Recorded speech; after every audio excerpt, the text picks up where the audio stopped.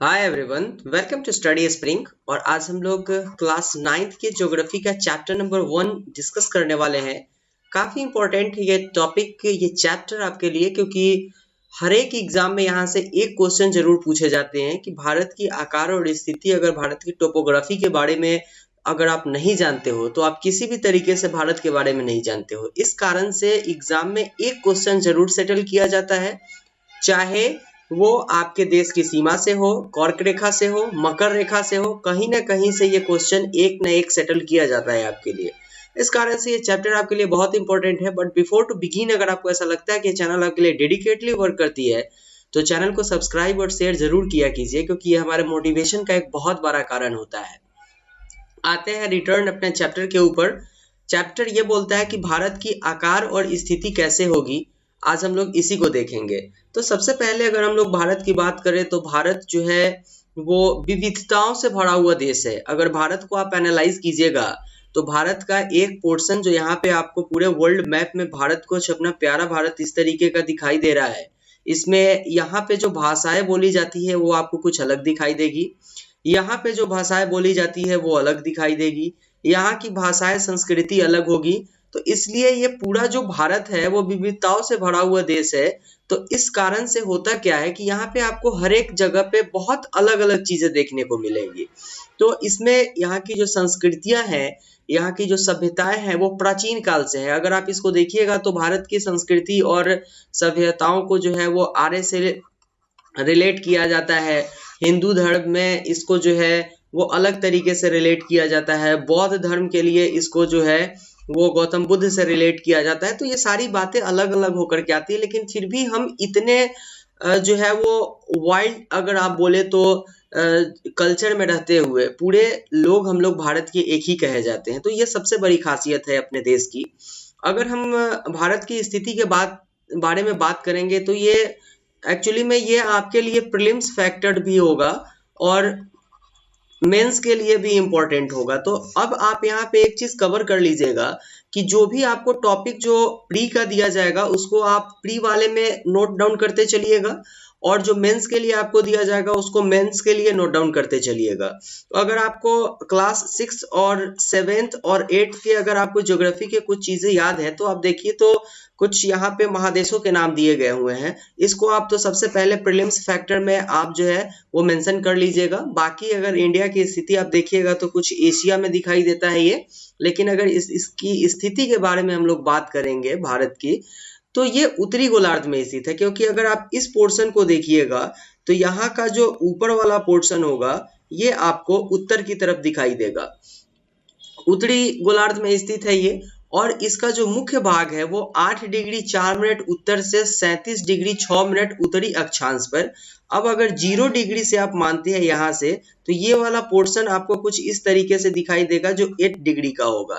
तो यहाँ से 8 डिग्री 4 मिनट की बात करता है ये, यहाँ से लेकर के और यहाँ तक की जो दूरी है उसको अगर आप अक्षांश के रूप में देखेंगे तो ये यहाँ पे बढ़ करके आता है। यहाँ से अगर आप देखिएगा तो इस पोर्शन को अगर आप देखिएगा तो ये 37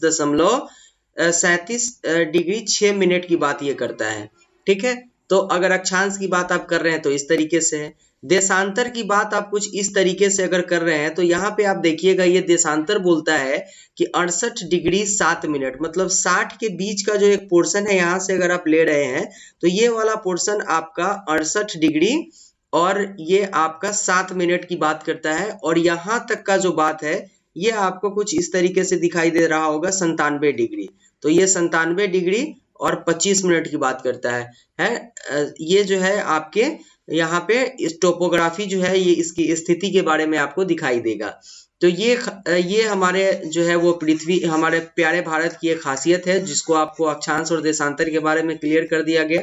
ये वाला जो रेखा है ये अक्षांश रेखा है, ये वाला जो रेखा है ये देशांतर रेखा है। इसको आप लोगों ने 6 क्लास में भी पढ़ा है, 7th क्लास में भी पढ़ा है और 8th क्लास में भी पढ़ा है, जो आपको प्लेलिस्ट में वीडियो जिसके मिल जाएंगे। सारे अलग अलग प्लेलिस्ट बना के आपको दिए गए हैं कि आपको किसी भी वीडियो को खोजने में कोई भी परेशानी नहीं हो।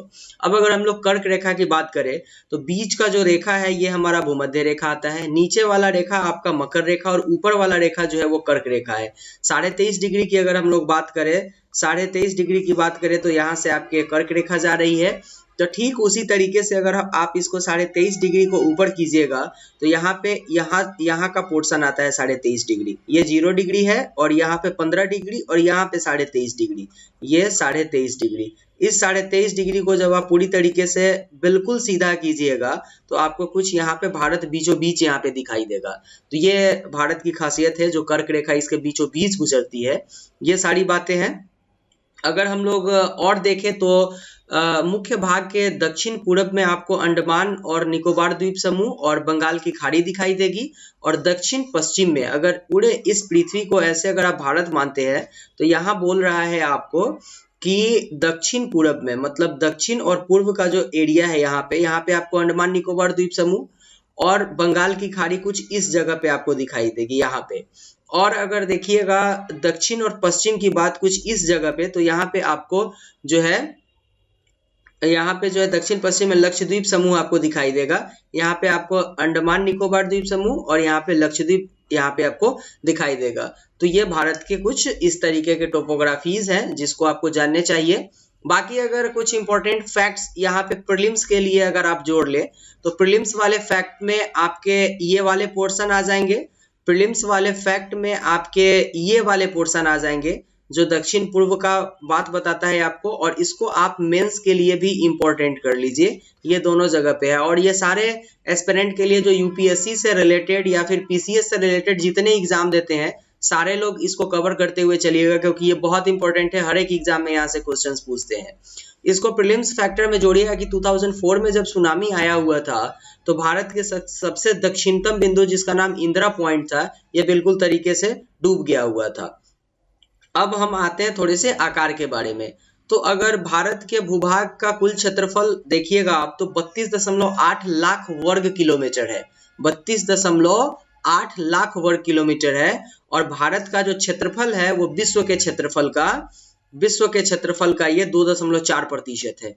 कहानी हो गई यहाँ पे खत्म। ये जो प्रीलिम्स फैक्टर है इसको आप कवर कर लीजिएगा। ये वाला पोर्शन आपका प्रीलिम्स में आ जाएगा, ये आपका प्री आ जाएगा, और ये भी जो पोर्शन है आपका ये आपका प्री में आ जाएगा इसके लिए। अब अगर देखें हम लोग तो विश्व का 7वां सबसे बड़ा देश है अगर आकार की स्थिति में आप भारत को देखिएगा, और जनसंख्या की दृष्टि से ये विश्व का दूसरा सबसे बड़ा देश है। पहला जो है वो चीन है। यहाँ तक की बातें क्लियर है।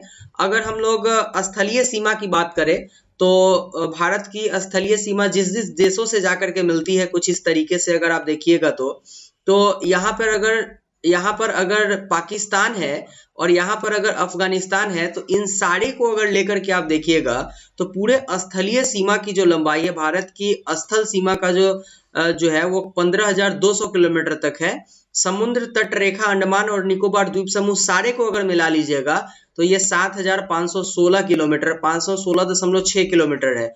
और इसको भी आप प्रीलिम्स फैक्टर में जोड़िए और इसको भी प्री के लिए जोड़िए, क्योंकि जो भी क्वेश्चन का आंसर आपको एनसीईआरटी के बुक में दिया गया हुआ है, एनसीईआरटी के बुक में दिया गया हुआ है, अगर वो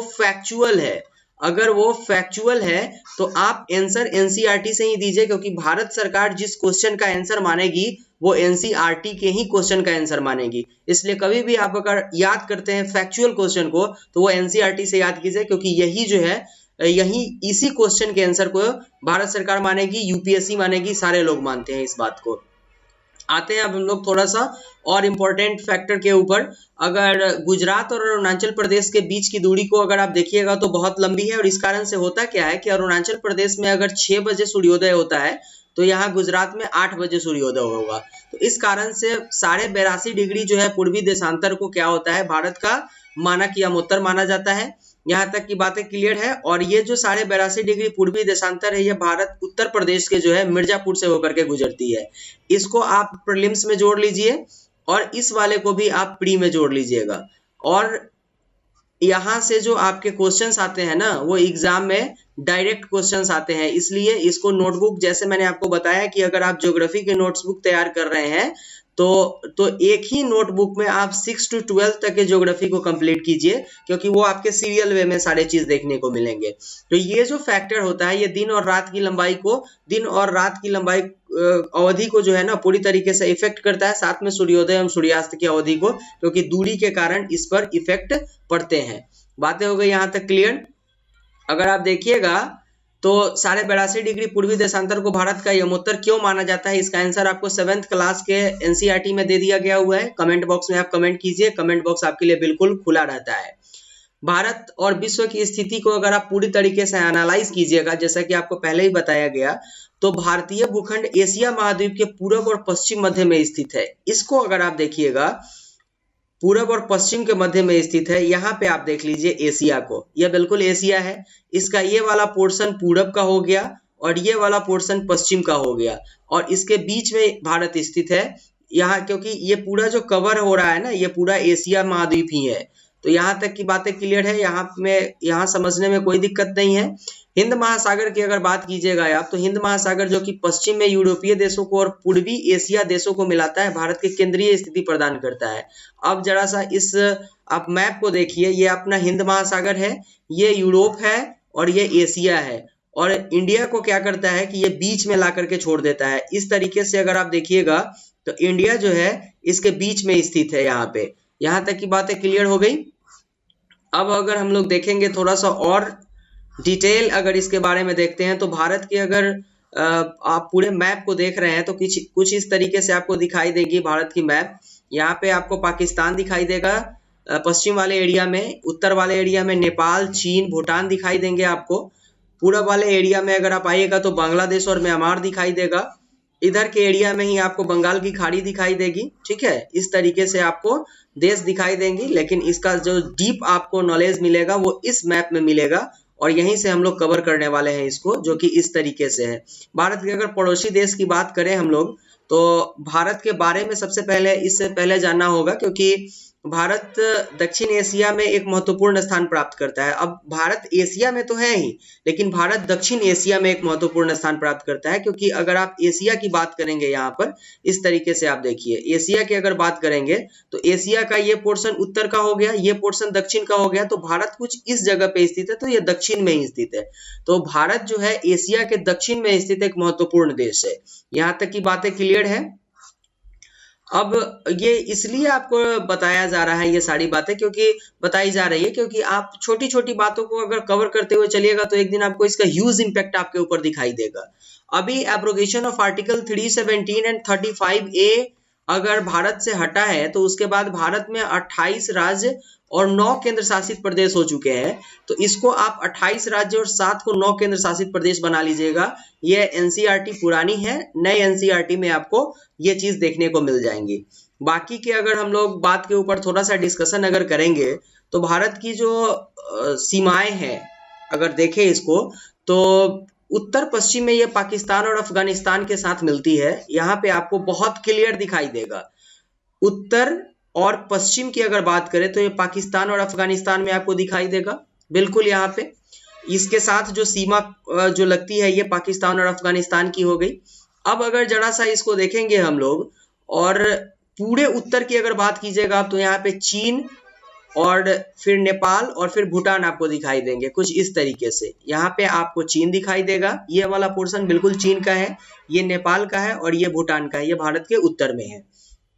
यहाँ तक की बातें बिल्कुल मैप से आपकी क्लियर हो जाएंगी। और अगर हम लोग पूरब की बात करें तो म्यांमार एवं बांग्लादेश के साथ साथ बंगाल की खाड़ी आपको यहाँ पे दिखाई देगी। तो पूरब की बात अगर कर रहे हैं तो यहाँ पे म्यांमार आपको दिखाई देगी, यहाँ पे आपको बांग्लादेश दिखाई देगी और यहाँ पे बंगाल की खाड़ी मिलती है आपको। ठीक है, यहाँ तक की बातें क्लियर हो गई। और अगर हम लोग थोड़ा सा और देखते हैं तो यहाँ पे आपको एक चीज और दिखाई देगा। दक्षिण में अगर आप देखिएगा, यहाँ पे ये वाला पोर्शन भारत का उत्तरी भाग है, ये वाला दक्षिणी भाग है। तो दक्षिणी भाग को अगर आप एनालाइज कीजिएगा, यहाँ ये इस वाले मैप में आपको बहुत क्लियर हो जाएगा। ये आपका पाकिस्तान और अफगानिस्तान आ जाएगा, ये नेपाल, चीन और भूटान आ जाएगा आपका, और यहाँ पे म्यांमार और बांग्लादेश, ये जो पोर्शन है बांग्लादेश के के बाउंड्रीज को अगर आप देखिएगा तो इंडिया में कुछ इस तरीके से बांग्लादेश की बाउंड्रीज आपको दिखाई देगी। काफी इंपॉर्टेंट है ये बांग्लादेश के साथ इंडिया का रिलेशन, और इसके साथ अच्छे रिलेशन इंडिया के लिए जरूरी है, क्योंकि ये बहुत सारे, ये मेघालय को टच करती है, या त्रिपुरा को टच करती है, ये सिक्किम को टच करती है। साथ में अगर आप देखिएगा तो ये बिल्कुल जो है इसका बॉर्डर जो है बिहार के साथ लग जाता है। तो इस तरीके से जो है ये इंडिया के लिए काफी इंपॉर्टेंट है। अगर बात करें दक्षिणी भाग में इसके, तो हमारे पास दक्षिण में दो पड़ोसी देश हैं। हमारे पास अगर श्रीलंका और मालदीव, कुछ इस तरीके से आपको श्रीलंका और मालदीव दक्षिण में दिखाई देंगे। ये आपका श्रीलंका है और ये आपका मालदीव है। तो ये जो है जो रास्ता होता है ये पाक जल संधि और मन्नार की खाड़ी से भारत श्रीलंका के साथ अलग होता है। कुछ ये वाला एरिया आपकी जल संधि कहलाएगी। ये सारी बातें हैं जो बिल्कुल बेसिक्स की बातें हैं। और अगर हम लोग देखें तो भारत में अगर हम लोग पूरा और अगर इसके एरिया में आएंगे तो यहाँ पे आपको दक्षिण में कुछ इस तरीके से अंडमान निकोबार द्वीप समूह और यहाँ पे लक्षद्वीप देखने को मिल जाएंगे। तो ये सारी बातें हैं जिसको हम लोगों ने आज यहाँ पे डिस्कस किया। तो भारत के आकार और स्थिति के बारे में हम लोगों ने देखा कि भारत की आकार और स्थिति कैसी है।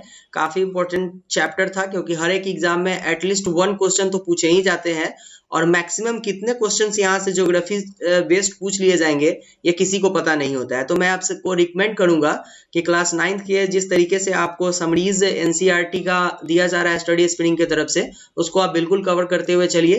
तो ये था आज के वीडियो के लिए, जिसमें हम लोगों ने क्लास 9th के ज्योग्राफी का चैप्टर नंबर 1 कवर किया है। मिलते हैं फिर से हम लोग नेक्स्ट वीडियो में। लेकिन अगर आपको ऐसा लगता है कि चैनल आपके लिए डेडिकेटली वर्क करती है तो चैनल को सब्सक्राइब और शेयर कीजिए। तो ये था आज के वीडियो के लिए। Thank you and good bye.